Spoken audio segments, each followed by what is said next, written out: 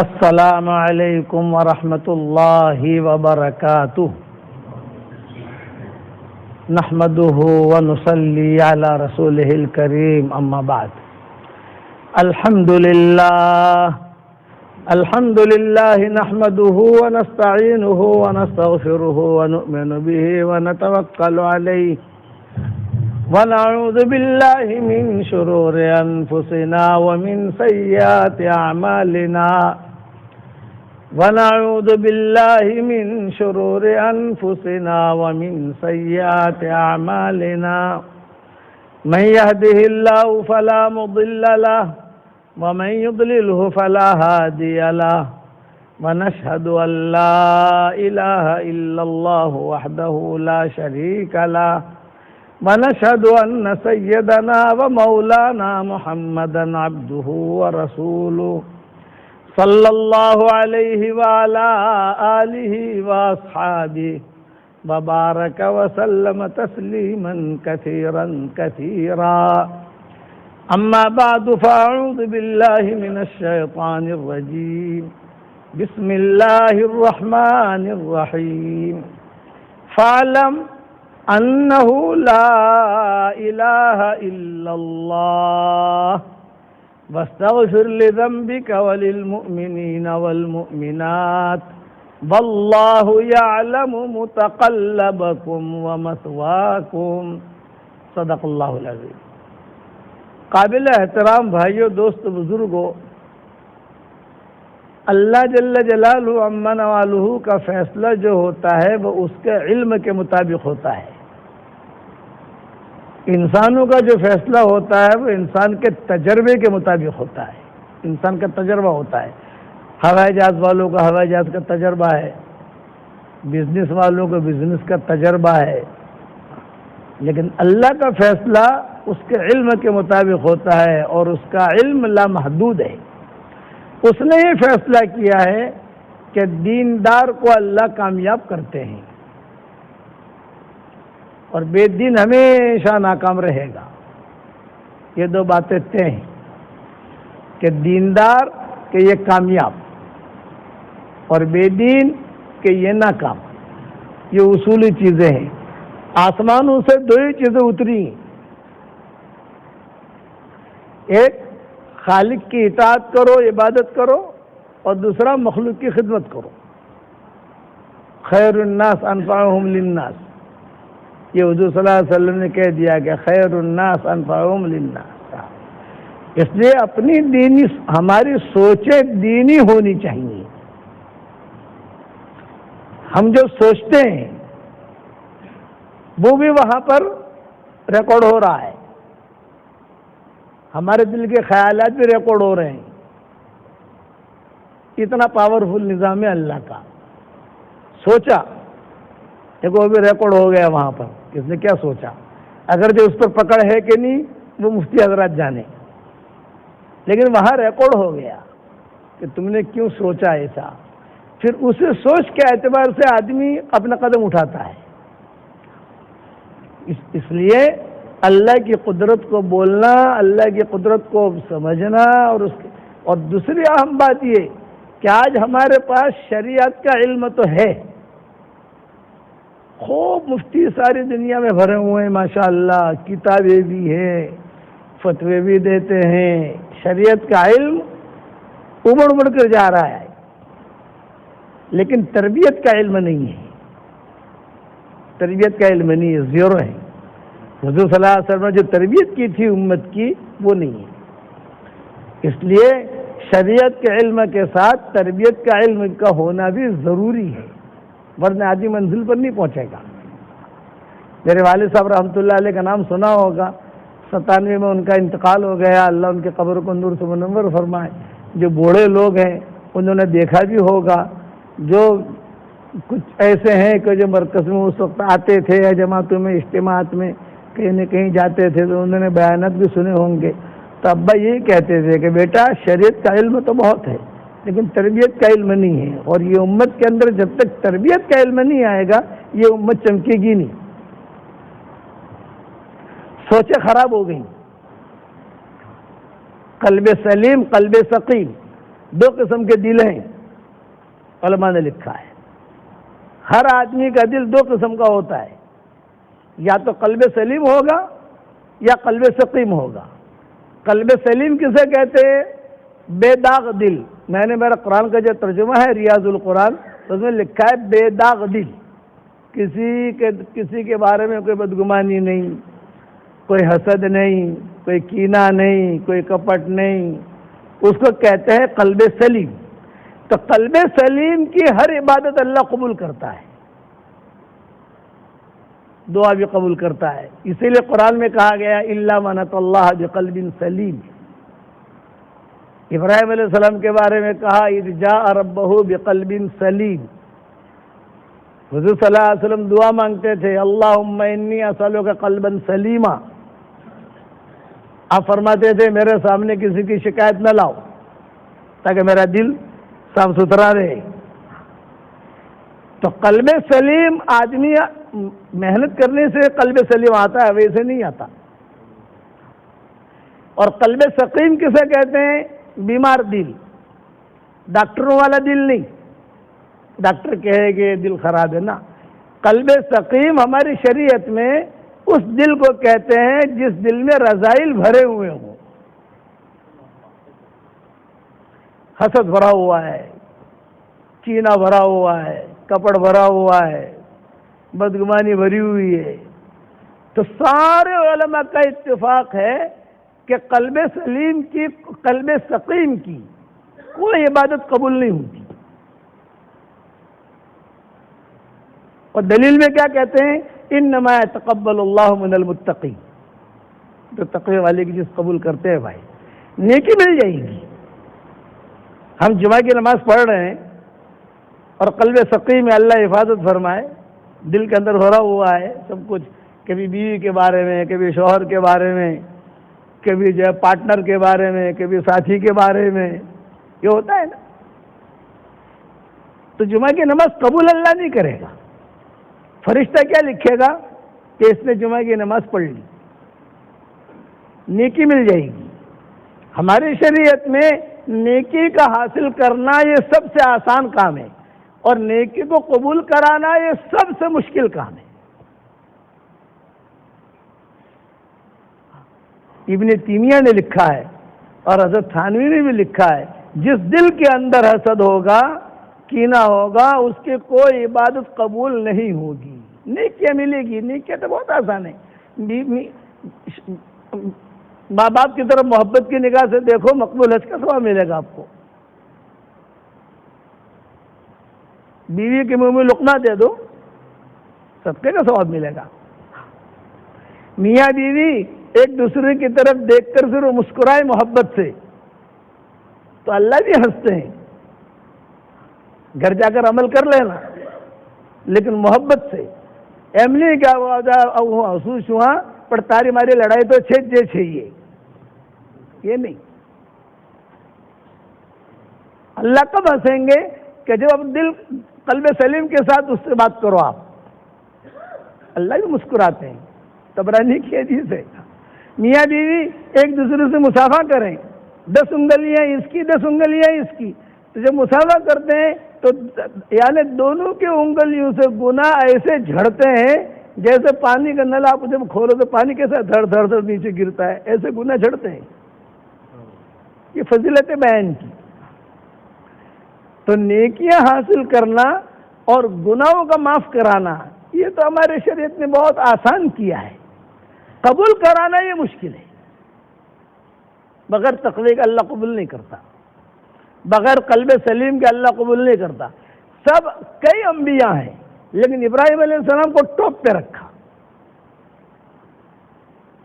حالانکہ عیسیٰ علیہ السلام بھی ہیں، موسیٰ علیہ السلام بھی ہے سب، اور ایسا ٹاپ پہ رکھا کہ انہی کے حساب میں حضور صلی اللہ علیہ وسلم بھی آ گئے، انہی کے حساب میں حرم مکی بھی آ گیا، انہی کے حساب میں بیت المقدس بھی آ گیا، انہی کے حساب میں اسماعیل بھی آ گئے، بنی اسرائیل کے سارے انبیاء آ گئے۔ کیوں؟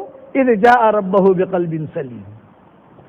یہ وَإِنَّ مِن شِيعَتِهِ لِإِبْرَاهِيمَ اذ جاء ربہ بقلب سلیم۔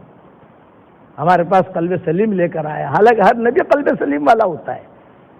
بغیر قلب سلیم کے وہ آدمی وہ نبی ہو ہی نہیں سکتا، لیکن اس کو ٹاپ پہ رکھا کہ کسی کے بارے میں کوئی بدگمانی نہیں۔ سعد ابن ابی وقاص، حضور صلی اللہ علیہ وسلم بیٹھے ہوئے تھے، یہ بہت گہری باتیں ہیں لیکن بہت فائدہ دے گی آپ کو۔ حضور بیٹھے ہوئے تھے اور حضور نے فرمایا کہ دیکھو بھی ایک آدمی آئے گا، وہ جنتی ہے، یہ دروازے سے آئے گا، وہ من اہل الجنہ، وہ جنتی ہے۔ صحابہ دیکھتے رہے کون آتا ہے کون آتا ہے، تو سعد ابن ابی وقاص آئے۔ پھر دوسرے دن مجلس لگی ہوئی تھی، آپ نے فرمایا ایک آدمی آئے گا، وہ جنتی ہے یہیں سے۔ صحابہ دیکھتے رہے، دوسرے دن بھی سعد ابن ابی وقاص آئے۔ تیسرے دن بھی آپ نے فرمایا ایک آدمی آئے گا، جنتی ہے۔ پھر کون آئے گا؟ تیسرے دن بھی سعد ابن ابی وقاص آئے۔ تو عبداللہ ابن عمرو ابن عاص یہ نوجوان صحابہ میں تھے، یہ گئے ان کے گھر پر۔ کیا نیکی ہے اس کی؟ ایک پوائنٹ ذہن میں رکھنا، صحابہ کو جو صحابہ بنایا ہے زیادہ نمازیں پڑھنے کی وجہ سے نہیں، بہت زیادہ صلاۃ التسبیح پڑھتے تھے، بہت زیادہ قرآن پڑھتے تھے نہیں، یہ دھوکے میں مت رہنا۔ بہت زیادہ تہجد کی نفلیں پڑھتے تھے نہیں، بہت زیادہ خیر خیرات کرتے تھے نہیں۔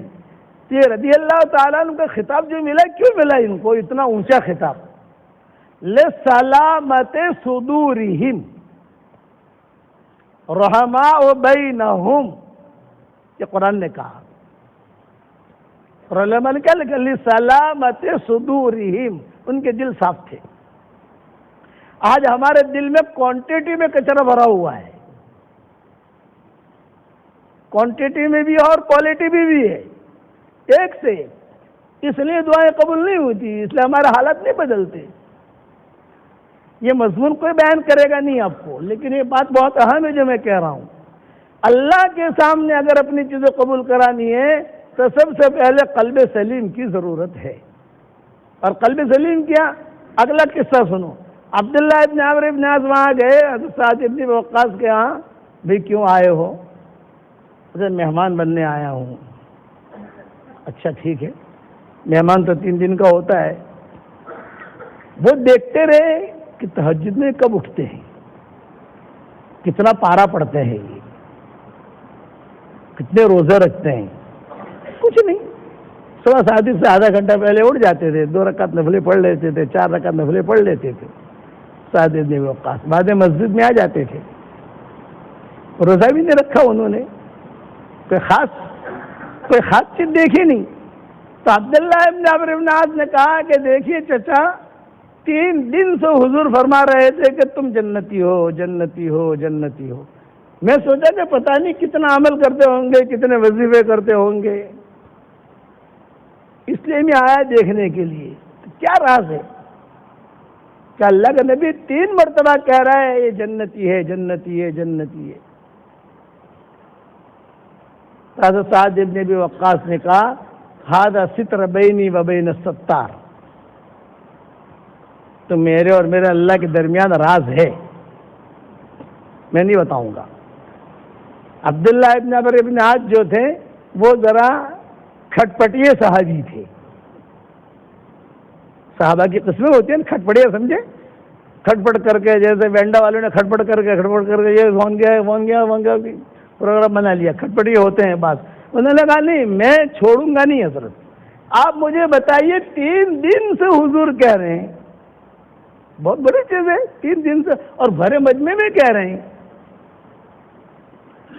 تو سعد ابن ابی وقاص نے کہا کہ چلو یہ راز تھا لیکن بتا دیتا ہوں، اور وہ یہ ہے کہ رات کو جب میں سوتا ہوں تو سب کو معاف کر کے سوتا ہوں، میرے دل میں کسی کے بارے میں کوئی میل نہیں ہوتا۔ آج تو بیوی سوئی ہے، اس کا میل شوہر لے کے سوتا ہے، اور شوہر سویا ہے بیوی کا میل لے کے سوتا ہے۔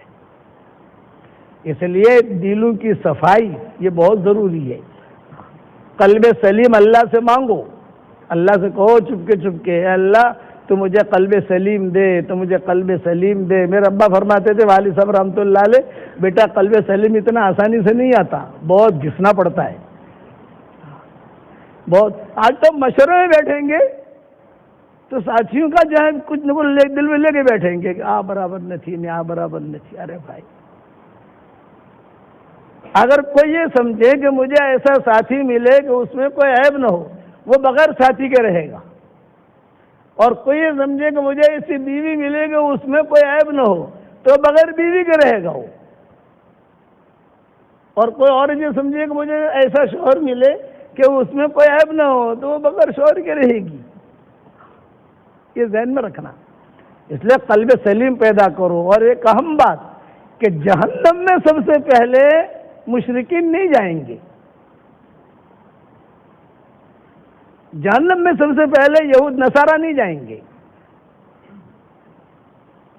جہنم میں سب سے پہلے مجوسی نہیں جائیں گے۔ تو جہنم میں کون جائے گا سب سے پہلے؟ سوال پیدا ہوتا ہے۔ جہنم میں سب سے پہلے وہ دین کے کام کرنے والے جائیں گے جن کی نیتوں میں کھوٹ تھا، انہیں کے ذریعے سے اللہ جہنم کو بھڑکائے گا۔ جہنم جو بھڑکے گی، یہ سعار کا جملہ آتا ہے، بخاری شریف کی روایت ہے، پیٹرول ایندھن بنائے گا اللہ، تم نے میرے دین کا کام کیا اور نیتوں میں کھوٹ،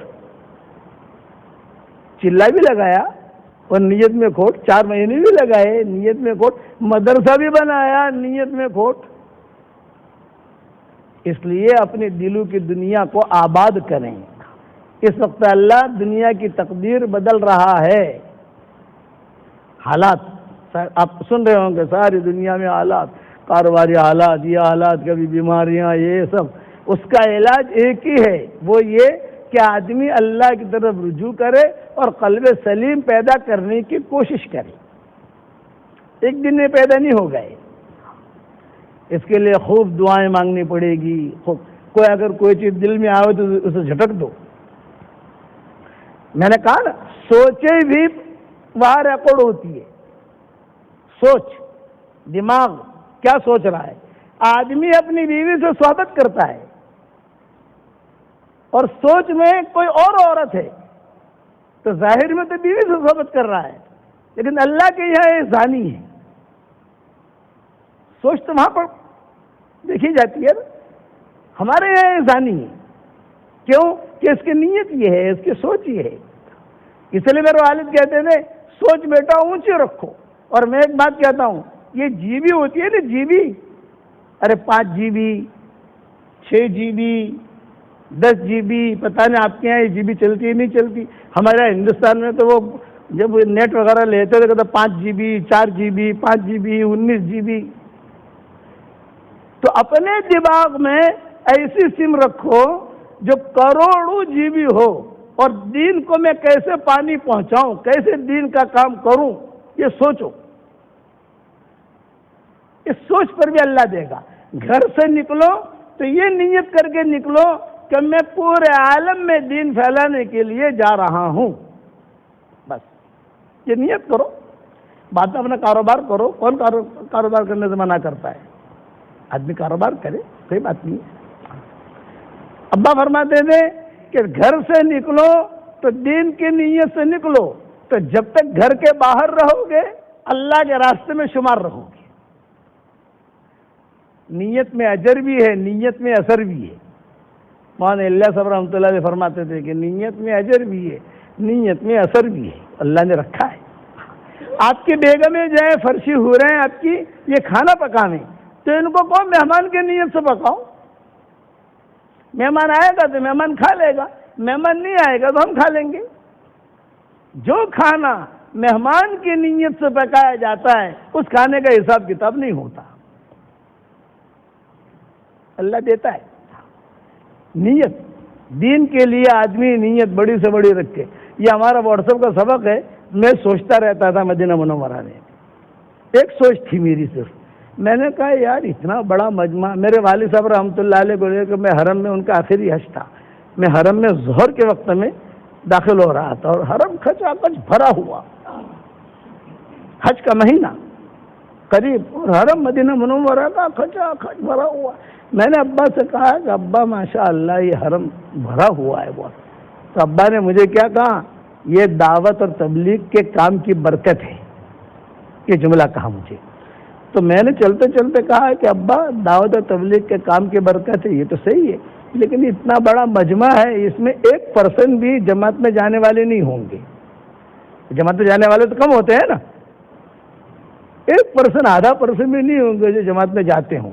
ہاں جماعت کا نام سنا ہوگا انہوں نے، جماعت سے محبت کرتے ہوں گے، اجتماعات میں آتے ہوں گے. تو ابا نے کہا نہیں بیٹا یہ بات نہیں ہے. جب اخلاص کے ساتھ دعوت کا کام چلتا ہے تو اللہ تعالیٰ لوگوں کے دلوں میں ایمان کی محبت پیدا کرتا ہے، بالواسطہ یا بلا واسطہ. کوئی جائے گا نہیں، لیکن اللہ ان کو دین کی طرف بلائے گا. اس کو کہ نکلا نہیں ہے وہ، لیکن اخلاص کے ساتھ ہمارے ساتھی کام کریں گے نا، گشت کریں گے اخلاص کے ساتھ، ہمارے ساتھی بیٹھیں گے تعلیم میں اخلاص کے ساتھ، قلب سلیم کے ساتھ، ہمارے ساتھی مشورہ کریں گے قلب سلیم کے ساتھ، تو اس کا اثر دور دور تک پہنچتا ہے، چاہے وہ کسی کے بعد جامے نہ جامے. تو میں یہ سوچ رہا نا، میں نے کہا بھائی اتنا بڑا مجمع مسلمانوں کا، مردوں کا، عورتوں کا، ان تک دین کے بعد کیسے پہنچے؟ ہر مسلمان تو جماعت میں جاتا نہیں ہے، جاتا ہے تو چلے میں واپس آ جاتا ہے. چلے میں ایک ماحول ملتا ہے، پھر گھر آ کر دوسرا ماحول ملتا ہے. فطری چیز ہے. 4 مہینے لگائے بیچارے نے، پھر گھر آ کر دوسرا ماحول مل گیا، یہ رنگ کے اندر آ گیا. ان کا کیا، ہوائی جہاز میں کام کرنے والی لڑکیاں ہیں، ڈاکٹرنیاں ہیں، بہت بڑا طبقہ ہے مسلمانوں کا. مدینہ منورہ میں سوچ رہا تھا میں، اللہ تعالیٰ نے مجھے جو ہے واٹس ایپ کا سبق دے دیا. تھوڑا تھوڑا واٹس ایپ کا سبق کرنا شروع کیا. آج 18 کروڑ ہیں ہمارے شاگرد الحمدللہ ساری دنیا میں. آپ کے وینڈر میں پہنچتا ہوگا. تو یہ اللہ کا نظام ہے، یہ ہمارا کمال نہیں ہے. اس لیے اس بات کا خاص خیال رکھنا، کرنے والے اللہ ہیں، اس کو خوب بولو، اور اللہ تعالیٰ سے چھپ کے مانگو کہ اللہ قلب سلیم دے، قلب سلیم دے. کہیں ایسا نہ ہو وَبَدَا لَهُم مِّنَ اللَّهِ مَا لَمْ يَكُونُوا يَحْتَسِبُونَ. حشر کے میدان میں کھڑا ہوا، اللہ کہے کہ کیا لایا؟ اللہ پاک یہ لایا نہیں بھی، تم نے ہمارے لیے تو نہیں کیا تھا، تم نے دوسروں کے لیے کیا تھا. اس کو کہتے ہیں وَبَدَا لَهُم مِّنَ اللَّهِ مَا لَمْ يَكُونُوا يَحْتَسِبُونَ. میں اور مولانا ابراہیم صاحب کینیڈا کے ٹورنٹو کے اجتماع میں تھے، کسی سفر میں ساتھی تھے. تو مولانا بیان کے لیے جا رہے تھے، میں بھی ساتھ ساتھ جا رہا تھا. تو وہاں ابراہیم صاحب نے مجھے کندھے پر مارا اور کہا مولوی وہ بک لاگے ہے یار. کہ ابراہیم صاحب نے مجھے کہا مولوی وہ بک لاگے ہے. میں نے کہا کیا ڈر لگتا ہے؟ انہوں نے یہ آیت پڑھی وَبَدَا لَهُم مِّنَ اللَّهِ مَا لَمْ يَكُونُوا يَحْتَسِبُونَ. کہ اس وقت میں تب سے جو ہے یہ آیت ہم نے ترجمہ تو بعد میں کیا، بعد میں ہم نے ترجمہ اور تفسیر کے کام شروع کیے، لیکن یہ جملہ جو ہے مجھے یاد رہ گیا وَبَدَا لَهُم مِّنَ اللَّهِ مَا لَمْ يَكُونُوا يَحْتَسِبُونَ. کہ حشر کے میدان میں آدمی آئے گا، آنکھوں میں آنکھیں ڈال کر اللہ پوچھے گا بتاؤ کیا کر گیا ہے؟ ہم کہیں گے اللہ پاک تھوڑا ابھارو نے ذرا امام صاحب نے بولا بھی لاؤں، بولا لے لو، ہمارا بائڑی نے بولا ہوں، ہمارا پیر صاحب نے بولا ہوں. اللہ کہیں گے نہیں بھائی آپ بتاؤ آپ نے کیا کیا، تمہارے پیر کو میں پوچھ لوں گا. اس لیے اپنی آخرت کی فکر کرو. خلاصہ کلام یہ ہے، آخرت کی فکر کرو. اور آج آپ کو میں ایک ہدیہ دیتا ہوں. آج جمعہ کا دن ہے نا، تو جمعہ کے دن کے اعتبار سے ہدیہ دیتا ہوں، اور وہی ہدیہ دے رہا ہوں. 1 بجے ختم کرنا ہے نا، 1:20 پر ختم کرنا ہے. یہ گھڑی آ گئی کچھ 3 منٹ ہے کہ نہیں ہے؟ 3 منٹ نہیں ہے. ٹھیک ہے چلو یا رات کو پھر ہدیہ دے دیں گے آپ کو انشاءاللہ. 10 منٹ ہیں. ہاں تو اچھا ہے. ابھی دیکھو مجھے میری طبیعت بھی ایسی ہے، چکر بھی آتے ہیں، بڑھاپے نے ڈیرا ڈال دیا، مجھے سمجھ میں نہیں آتا. ایک ہدیہ دیتا ہوں جمعہ کے اعتبار سے. آج جمعہ کا دن ہے نا. 1977 میں حرم شریف میں بیٹھا ہوا تھا، جمعہ کا دن تھا. 1977 کا یہ قصہ ہے. سردی کا زمانہ تھا اور حتیم کے سامنے بیٹھا ہوا تھا جمعہ کی نماز پڑھی. ایک بڑے میاں میرے قریب بیٹھے تھے، اچھے لہیم شہیم خوبصورت. ہمارے والد صاحب اور حضرت جی رحمۃ اللہ علیہ پیچھے بیٹھے تھے، میں آگے بیٹھا تھا. تو بڑے میاں نے کہا منع کہاں کے ہو؟ کہاں کے ہو؟ میں نے کہا ہندوستان کا. ان کا کہ چلو ایک ہدیہ دوں تم کو. میں نے کہا دو بھائی. میں سمجھا ریال ہدیہ دیں گے. آج کل ہدیہ کا نام ہوتی لفافت ذہن میں آتا ہے نا آدمی کے کہ شاید ریال دیں گے یہ دیں گے. میں نے کہا دو. بولے دیکھو آج جمعہ کا دن ہے، جمعہ کی نماز کے بعد 7 مرتبہ سورہ اخلاص پڑھ لو، 7 مرتبہ سورہ فلق پڑھ لو، 7 مرتبہ سورہ ناس پڑھ لو، تو اگلی جمعہ تک اللہ تعالیٰ آپ کی ہر شر سے حفاظت کرے گا. یہ بڑے میاں نے مجھے کہا. اور بیٹا چھوڑنا مت. اب وہ جنات تھا کون تھا آدمی، بس اس نے اتنا مجھے کہا، چونکہ ہمارا اس وقت سفر ہونے والا تھا 1.5 سال کا. وہاں سے وہ حج سے ہم جا رہے تھے 1.5 سال سفر میں. یہ بڑے میاں نے اتنا مجھے کہا. پیچھے حضرت جی بیٹھے ہوئے تھے، ہمارے والد صاحب بیٹھے ہوئے تھے. فرمایا ارے وہ مولوی کیا کہہ رہے تھے بڑے میاں؟ میں نے کہا حضرت انہوں نے یہ کہا کہ 7 مرتبہ جمعہ کی نماز کے بعد 7 مرتبہ سورہ اخلاص پڑھ لو، 7 مرتبہ سورہ فلق پڑھ لو، 7 مرتبہ سورہ ناس پڑھ لو، تو جو ہے اگلے جمعہ تک اللہ ہر برائی سے، ایکسیڈنٹ سے، بری بیماری سے، بری خبر سے اللہ حفاظت کرے گا. حضرت فرمایا پڑھتے رہو. بات ختم ہو گئی. میں نے پڑھنا شروع کر دیا. لیکن مجمع میں اگر کوئی بات میں پھیلاتا ہوں تو جب تک مجھے اس حدیث کا حوالہ نہیں ملتا اپنے لیے، یا کوئی مکمل اعتماد نہیں ہوتا، تب تک میں واٹس ایپ پر اسے وائرل نہیں کرتا. یہ تو ایک آدمی نے کہی بات، ٹھیک ہے 7 مرتبہ سورہ اخلاص، 7 مرتبہ سورہ فلق، 7 مرتبہ سورہ ناس پڑھنے میں کوئی مسئلہ نہیں ہے.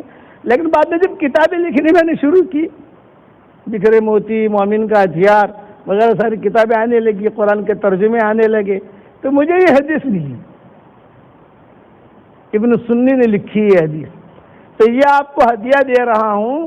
جمعہ کی نماز کے بعد، سنتوں کے بعد، نفلوں کے بعد، سنتیں اور نفلیں مقدم ہیں، اس کے بعد 7 مرتبہ سورہ اخلاص پڑھ لو، 7 مرتبہ سورہ فلق پڑھ لو، 7 مرتبہ سورہ ناس پڑھ لو، تو انشاءاللہ اگلے جمعہ تک ہر قسم کی برائی سے حفاظت ہوگی انشاءاللہ. مائیں بہنیں ہماری جو جمعہ کی نماز میں نہیں آتی ہیں، تو جمعہ کے دن ظہر کی نماز کے بعد پڑھ لیں. بعض لوگ مسافر ہوتے ہیں جو جمعہ کی نماز نہیں پڑھتے ہیں، ظہر کی نماز پڑھتے ہیں. بس جمعہ کا دن کا ہونا شرط ہے، بس جمعہ کا دن. اچھا وقت جو ہے اگر جمعہ کی نماز کے بعد مشغول ہیں، کہیں جانا ہے، میٹنگ ہے، پڑھ نہیں سکے، کوئی حرج نہیں، عصر تک پورا کر لو، اس کی بھی گنجائش ہے. پھر عصر تک بھی نہیں پڑھ سکا، بزی تھا، سورج غروب ہونے تک پڑھ لو. بس سورج غروب ہونے تک کا ٹائم ہے اس کا. جہاں سورج غروب ہوا وہ ٹائم ختم. پڑھو گے انشاءاللہ بھائی.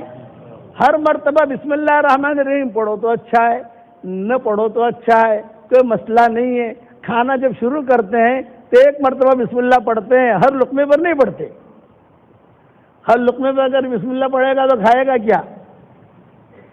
آپ سمجھیں گے نہیں. کیونکہ ہمارے ماحول میں جہالت زیادہ ہے نا، وہ لوگ سمجھتے نہیں ہیں. اس لیے آپ پڑھو، سورہ اخلاص پڑھو، سورہ فلق پڑھو، سورہ ناس پڑھو جمعہ کی نماز کے بعد، تو اللہ تعالیٰ اگلے جمعہ تک ہر قسم کی بیماری سے، برائی سے، شر سے اللہ تعالیٰ پوری حفاظت کرے گا. یہ روایتوں میں ہے، اور یہ روایتیں ساری میں نے میری کتابوں کے اندر جمع کر دی ہیں، لکھ دی ہے، اس کے حوالے بھی ڈال دیے ہیں، سب کچھ وہاں. مجھے حوالے اب یاد زیادہ رہے نہیں، لیکن لکھ دیے ہیں میں نے. وہاں مفتی سید صاحب رحمۃ اللہ علیہ مجھے کہتے تھے پالم پوری کہ آپ جو باتیں کرتے ہو بالکل جو ہے یعنی مضبوط ہوتی ہیں، مجھے بھی دیکھنے کی ضرورت نہیں پڑتی، میں خالی دیکھتا ہوں، پتہ چلتا ہے فلاں کتاب سے لیا. تو وہ تو بڑے عالم تھے، فلاں کتاب سے لیا ہے، فلاں کتاب سے لیا ہے، فلاں کتاب سے لیا ہے، فلاں کتاب سے لیا ہے. یہ مفتی سید صاحب مجھے کہتے تھے. لیکن میری عادت ہے کہ اپنی کتابوں میں کوئی بھی چیز لاتا ہوں یا واٹس ایپ کے سبق میں کوئی چیز لاتا ہوں تو وہ حدیث کا حوالہ دے دیتا ہوں، آدمی وہاں جا کے دیکھ لے. تو آپ پڑھو گے انشاءاللہ بھائی، پڑھو گے. اللہ تعالیٰ ہم سب کو عمل کرنے کا توفیق عطا فرمائے. اور ہمیشہ میں دعا کرتا ہوں اس آدمی کے لیے جو مجھے اپنی دعاؤں میں یاد رکھے. اگر میرے لیے دعا کرو گے تو میرے دعا میں پارٹنر رہو گے، میرے کام میں پارٹنر رہو گے، میرے سبق میں پارٹنر، میرے قرآن کے ترجمے میں پارٹنر. بتاؤ اتنی اچھی پارٹنرشپ کہاں ملے گی؟ صرف اپنی دوستی دعا کی حد تک کی ہے. کسی کو ہم واٹس ایپ جب کسی کو جواب نہیں دے سکتے. جو کچھ سننا ہے سب یوٹیوب پر موجود ہے، سب ہم نے ڈال دیا ہے، کتابیں ہم نے لکھ دی ہیں. اور اللہ اگر توفیق دے، اردو سمجھتے ہو تو ہمارا قرآن کا ترجمہ ضرور پڑھو، قرآن کا ترجمہ ضرور پڑھو. میں نے مقدمے میں لکھا ہے اتنا آسان کیا ہے میں نے قرآن کا ترجمہ. اب بھی اگر نہیں پڑھو گے تو حشر کے میدان میں یہ مت کہنا کہ کسی نے ہم کو اتنا آسان کر کے نہیں دیا تھا. اتنا آسان کر دیا ہے. پڑھو گے انشاءاللہ بھائی. اللہ تعالی ہم سب کو عمل کرنے کی توفیق عطا فرمائے. بقیہ انشاءاللہ مغرب کی نماز کے بعد اللہ تعالی جو کہلوائے گا وہ کہہ دیں گے انشاءاللہ. لیکن قلب سلیم، قلب سلیم، قلب سلیم یہ یاد رکھنا. اللہ سے مانگو اے اللہ میرا دل صاف کر، طاہر قلوبنا من النفاق. حضور صلی اللہ علیہ وسلم دعا مانگتے تھے میرے دل کو تو نفاق سے پاک کر دے. حالانکہ نبی کا دل میں نفاق نہیں ہوتا، لیکن دعا مانگتے تھے کہ اللہ میرے دل کو تو نفاق سے پاک کر. ہاں اس لیے قلب سلیم اللہ سے مانگو. اللہ تعالیٰ مجھے اور آپ کو عمل کرنے کی توفیق عطا فرمائے.